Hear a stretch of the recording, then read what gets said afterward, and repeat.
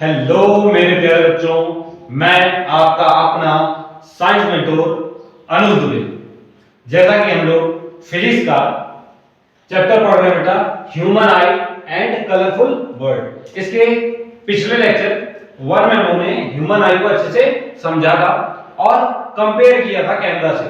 आपका DSLR camera कितना महंगा होता है और आपको जो ह्यूमन आई मिली हुई है फ्री में, जो नेचर ने बनाई है, वो उससे कई गुना, कई लाख गुना बेटर है। किस प्रकार से आप चीजों को देख सकते हैं, समझ सकते हैं, आंखों द्वारा रिकॉर्ड कर सकते हैं। आप चीजें एक बार देख लेते हैं, आपके जहन में बस जाती हैं, हमेशा के लिए रहती हैं। कल हमने बेटा आपका स्ट्रक्चर देखा था, क्या क्या देखने को मिला था। सबसे पहले कॉर्निया होता है बेटा, जो आपको उठा हुआ स्ट्रक्चर है आगे से। कॉर्निया, कॉर्निया के बाद एक्वस ह्यूमर भरा हुआ था, प्यूपिल था, आइरिस था, लेंस था, क्रिस्टलाइन लेंस और रेटिना वगैरह, ये सारे स्ट्रक्चर हम लोगों ने देखे थे। आज हमको वर्किंग ऑफ ह्यूमन आई के बारे में पढ़ना है, किस प्रकार से ह्यूमन आई वर्क करता है। जैसे कैमरा, कोई भी कैमरा है, डीएसएलआर कैमरा वगैरह, अगर उसको बंद करके रखा जाए, शटर उसकी बंद करके रखी जाए, तो उस पे लाइट पड़ती नहीं, तो कोई भी फोटो वगैरह नहीं आती। उसके लिए उसको वो लेंस से शटर हटाना पड़ता है, जो ऑब्जेक्ट लगा होता है उसको हटाओगे तभी फोटो क्लिक होती है। ठीक वैसे ही हमारी आंखों की ये पलकें जो होती है ना, पलक बंद कर ली तो मतलब आंखों का शटर बंद, आपको चीजें आपको दिखाई नहीं देंगी। जब ये पलक ओपन होगी तो शटर ओपन हो गया, लाइट अंदर जाएगी, समझे। तो अगर मान लो यहाँ पर कोई ऑब्जेक्ट रखा है बेटा, क्योंकि जो भी लाइट आएगी वो ऑब्जेक्ट से आएगी। कहां से आएगी? ऑब्जेक्ट से। ये ऑब्जेक्ट एक रखा हुआ है, इससे लाइट रे निकलेगी बेटा। क्या निकलेगी? इससे लाइट रे निकलेगी। जैसे यहां से इसके हेड वाले रीजन से कुछ लाइट रे निकालते हैं, हेड वाले रीजन से कुछ लाइट रे निकलती हुई दिख रही है। सबसे पहले कॉर्निया पे टकराएंगे। किस पे टकराएंगे बेटा? कॉर्निया। और कॉर्निया पर ही सबसे ज्यादा रिफ्लेक्शन देखने को मिलता है। ये क्या है बेटा? कॉर्निया है। सबसे पहला पार्ट क्या रहता है? कॉर्निया होता है। यहां पर मैक्सिमम रिफ्रैक्शन होता है, रिफ्रैक्शन ऑफ लाइट। लाइट का मैक्सिमम रिफ्रैक्शन कहां हो जाता है? कॉर्निया वाले पार्ट में हो जाता है। जैसे ये ऑब्जेक्ट है, इसके हेड रीजन से लाइट रे निकली, कॉर्निया इसको, कॉर्निया जो रहती है वो कॉन्वेक्स जैसी रहती है, जैसे कॉन्वेक्स लेंस होता है बिल्कुल वैसे ही। तो कॉन्वेक्स लेंस जो होता है वो आपका कन्वर्जिंग लेंस होता है, वो लाइट को ऐसे बेंड कर देता है, एक पॉइंट पर आगे जाके मिलाता है। वैसे ही यहां पे भी क्या होगा? कन्वर्जन होगा। इस प्रकार से कन्वर्ज होंगी ये लाइट रे, और ये कहां पे गिरेंगी? मान लो यहां पे लेंस पे आ गई। कहां पर आ गई बेटा? लेंस पर आती हुई दिखाई दे रही है। इसके बाद ये कन्वर्ज करती हुई कुछ यहां पर रेटिना पर बनती हुई दिखाई देगी, समझे। ये इसका कन्वर्ज हो गई। क्या हो गई बेटा? कन्वर्ज हो गई। ऐसे ही ठीक इसके कहां से निकलेंगी? नीचे वाले रीजन से भी लाइट रे निकलेंगी, नीचे वाले रीजन से भी लाइट रे निकलेंगी। वैसे सीधी निकलेंगी, थोड़ा आप एडजस्ट कर सकते हैं इसमें। इस प्रकार से ये जाएंगी और यहां पे कहीं ऊपर साइड पे मिलती हुई दिखाई देगी। इसको डॉट डॉट कर लो, ये अलग है दो, एक ये लेग वाले रीजन से जा रहा है और एक हेड वाले रीजन से बना दी लाइट रे जाती है। और यहां पे क्या होगा बेटा? कन्वर्जन होगा, लाइट कन्वर्ज हो जाएगी, एक पॉइंट पर मिलती हुई दिखाई देगी। तो इसका देखो लेग वाला रीजन ऊपर पहुंच गया है और हेड वाला रीजन नीचे पहुंच गया। कहां पहुंच गया? लेग ऊपर पहुंच गया और इसका हेड वाला रीजन नीचे पहुंचा। कहां पे बनती है इमेज? रेटिना पे बनती है। कहां बनती है इमेज? रेटिना पे बनती है। तो इस प्रकार से कुछ जब आपके सामने कोई ऑब्जेक्ट रखा होगा, वो आपकी आंखों पर लाइट रे डालता है, तो उसके हेड वाले रीजन से भी लाइट, पूरी बॉडी से निकलती है लाइट रेस। लेकिन हम लोगों ने एक ऑब्जेक्ट माना है जिसके हेड वाले रीजन से और लेग वाले रीजन से लाइट रे को निकाला है। तो हेड वाले रीजन से गया लाइट और लेंस पे जैसे कॉर्निया में पड़ेगा तो कन्वर्जन होगा, कन्वर्जिंग होते हैं ना। कॉर्निया एंड लेंस जो होते हैं, कॉर्निया एंड आई लेंस जो है बेटा, वो क्या करते हैं? कन्वर्जिंग नेचर के हैं। कैसे हैं? कन्वर्जिंग नेचर के होते हैं। लाइट रे को बेंड कर देते हैं, लाइट रे को क्या करते हैं? बेंड करते हैं, एक जगह पर मिलाने का काम करते हैं। तो जो भी ऑब्जेक्ट होगा उसकी लाइट रे बेंड होती हुई जाएंगी। सबसे ज्यादा कन्वर्जन कॉर्निया पर होगा, फिर आई लेंस पर भी होगा, और वो उसको कहां ले जाएंगे बेटा, रेटिना पर ले जाते हैं। कहां ले जाते हैं, ये कहां क्या है, इधर पर रेटिना है, ये क्या है, रेटिना है।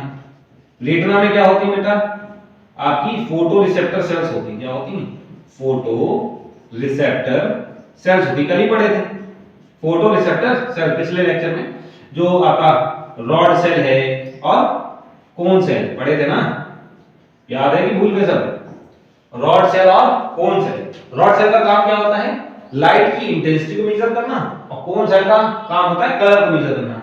आपको आसपास बहुत सारी कलरफुल चीजें दिखती हैं, कम लाइट में भी दिख जाती हैं और नॉर्मल लाइट में भी अच्छे से दिखाई देती हैं, वो इन्हीं की वजह से होता है, रॉड सेल और कोन सेल। जैसे मुर्गा जो होता है उसमें रॉड सेल्स बहुत ही कम होती हैं, इसलिए जब भी सनराइज होता है जैसे तो उस पर लाइट पड़ती है, वो जल जाता है, और सनसेट होते ही सो जाता है। तो जिसमें रॉड सेल कम होती हैं वो रात में अच्छे से नहीं देख सकता। इसके अपोजिट जो उल्लू होता है, आउल होता है, उसको रात में बहुत अच्छे से दिखता है, क्योंकि उसमें रॉड सेल्स बहुत अच्छी खासी मात्रा में होती हैं, जिससे वो कम लाइट में भी बहुत अच्छे से देख लेता है। ज्यादातर पक्षी जो होते हैं वो रात में नहीं देख पाते, लेकिन उल्लू देख लेता है क्योंकि उसमें रॉड सेल्स ज्यादा होती हैं। ह्यूमन में नॉर्मल रॉड सेल है, तो रात में भी हम लोग कम लाइट में भी अच्छे से देख सकते हैं, ऑब्जर्व कर सकते हैं चीजों को कि कहां पे क्या रखा हुआ है, तो रॉड सेल की वजह से होता है। और कोन सेल कलर प्रोड्यूस करता है, कलर दिखाएगा, ठीक है। तो यहां पर बनेगा, और यहां से बेटा आपको दिखाए थे कि पीछे साइड से क्या जाती हैं, ऑप्टिक नर्व जाती हैं। क्या है बेटा, ऑप्टिक नर्व्स गई हैं ब्रेन के पास, क्योंकि रेटिना पे जो इमेज फॉर्म हुई है, रेटिना पर जो इमेज फॉर्म हुई है बेटा वो रियल है। कैसी है, रियल इमेज है, रियल में लाइट मिली है तो रियल है, और इन्वर्टेड होती है। कैसी होती है, इन्वर्टेड इमेज बनती है।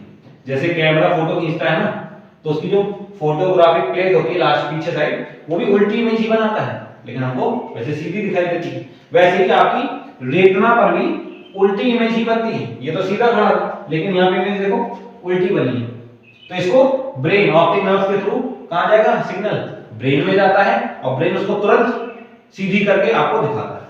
तो हम ये कह सकते हैं टेक्निकली कि आंख से आप नहीं देख रहे हो, आप देख रहे हो ब्रेन से।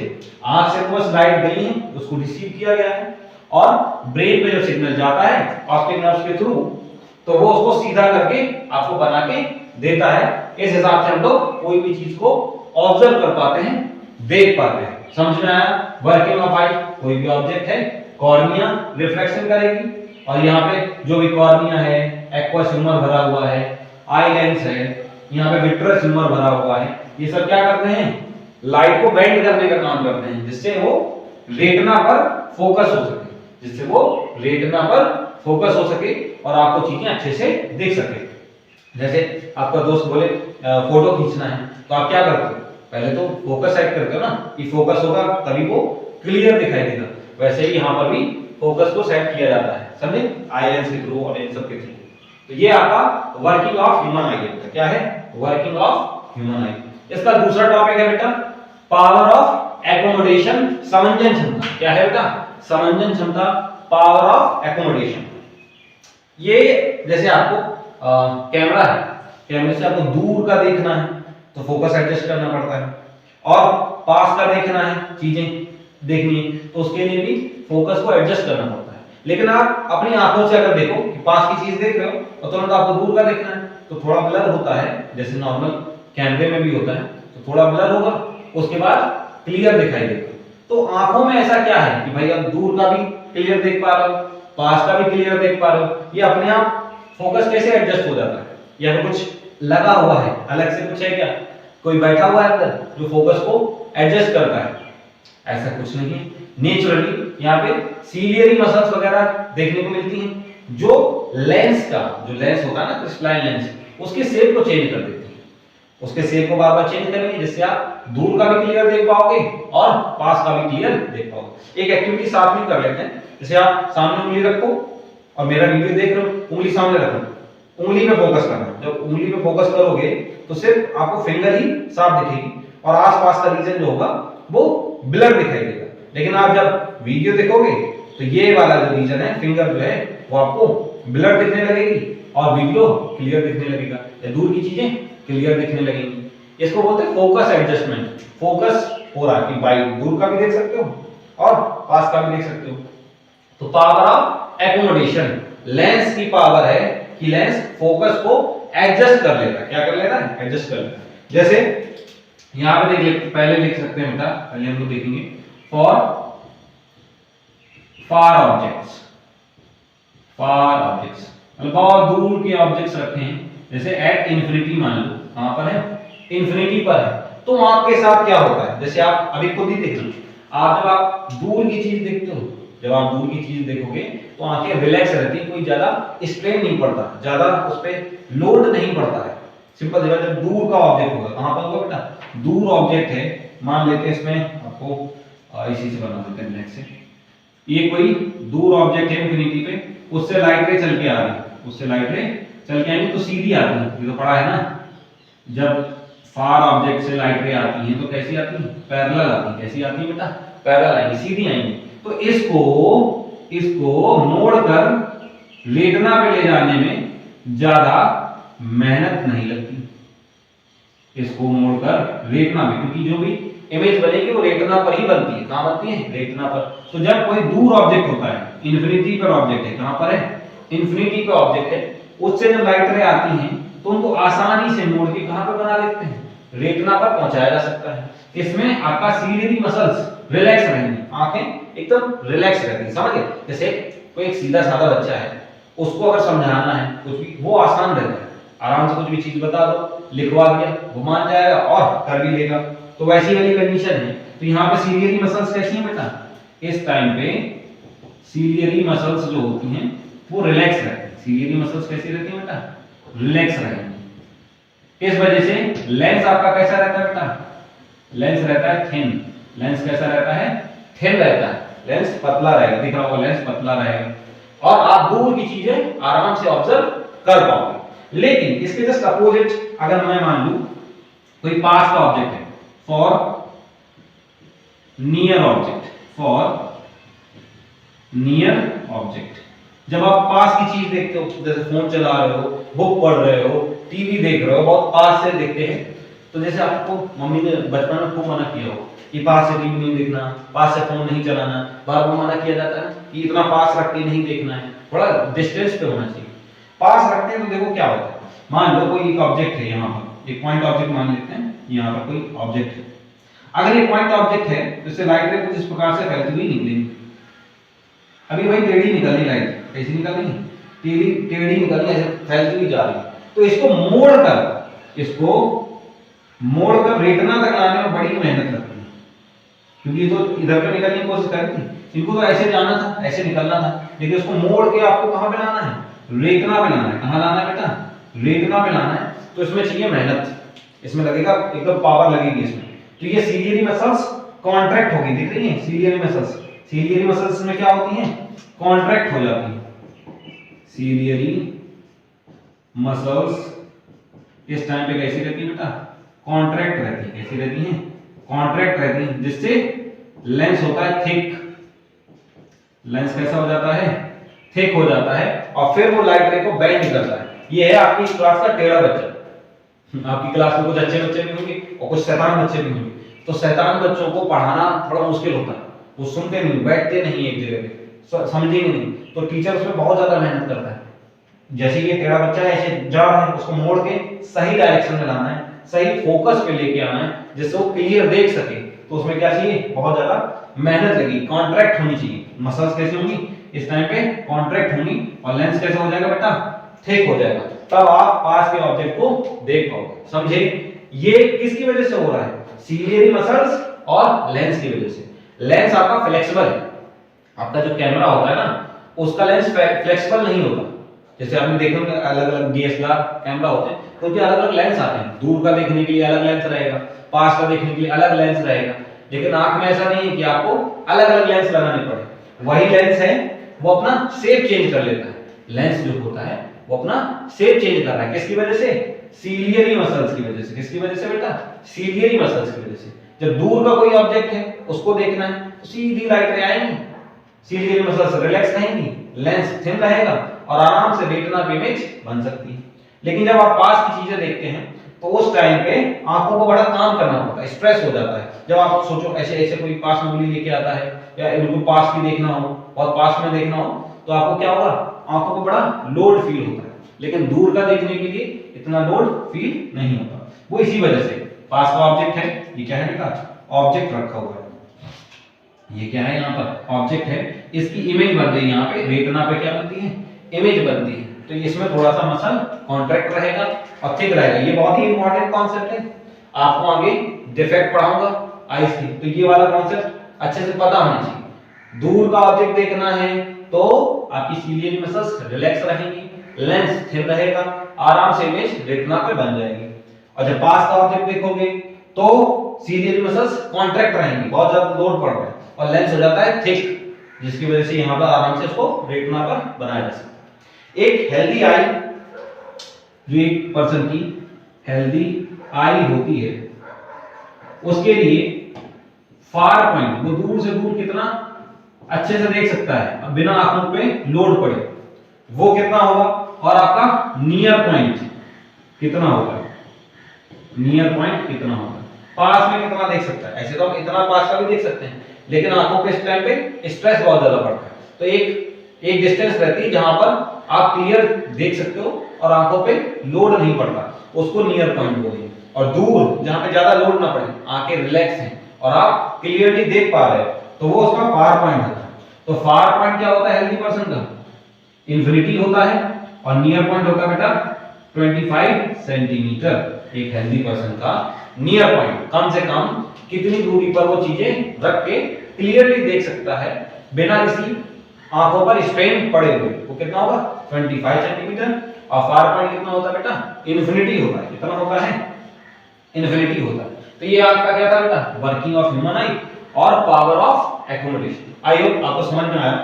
अच्छा कुछ चीजें और समझते हैं, जैसे आप आंखें बंद करो, एक आंख बंद करो, एक आंख को इस प्रकार से बंद करो और एक उंगली से आप देखो, ये आंख है, एक आंख से आप देख रहे हो उंगली को, आप कितना देख सकते हो, मुझे इधर तक क्लियर दिख रही है आंख, फिर यहां से उंगली यहां तक क्लियर दिख रही है, यहां तक क्लियर दिख रही है। आप भी ट्राई करना, कितनी हो रही, इतना क्लियर है। तो ये कितने का एंगल बन रहा है, एक आंख जो रहती है, एक आंख लगभग कितना एंगल बना सकती है, कितना देख सकती है, वन आई से कितना देखा जा सकता है, वन आई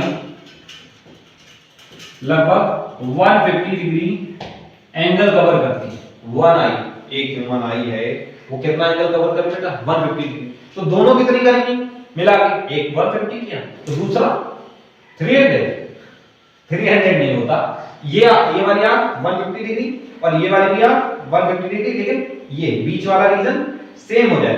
तो दोनों आई से आप कितना देख सकते हो, 2 आई से आप कितना रीजन कवर कर सकते हो, 180 डिग्री। ये कैसी कैलकुलेशन होगी, ये सिंपल सा है। ये 150 देख रहा है, यहां से 150 दिख रहा है, लेकिन बीच का एरिया हो गया कॉमन। आपकी एक आंख, जैसे इस ऑब्जेक्ट को इस आंख से देख रहे हो और इस आंख से देखोगे, दोनों में डिस्टेंस अलग अलग है, दोनों में डिस्टेंस, ये इधर पास में था, यहां से थोड़ा सा दूर पड़ रहा था, लेकिन आपका ब्रेन जब दोनों आंखें से देखोगे ना, तो इसकी डेप्थ भी बताता है, 3D फिगर को बताता है। किसको बताता है, 3D को, और डिस्टेंस दोनों सेम कर देता है। तो हमारी दोनों आंखें जो हैं वो 3D विजन कराती हैं। क्या कराती हैं बेटा, 3D विजन कराएंगे, 3D विजन प्रोवाइड करती है। डेप्थ का पता चलता है, किसका पता चलता है, डेप्थ का पता चलता है, गहराई का पता चलता है।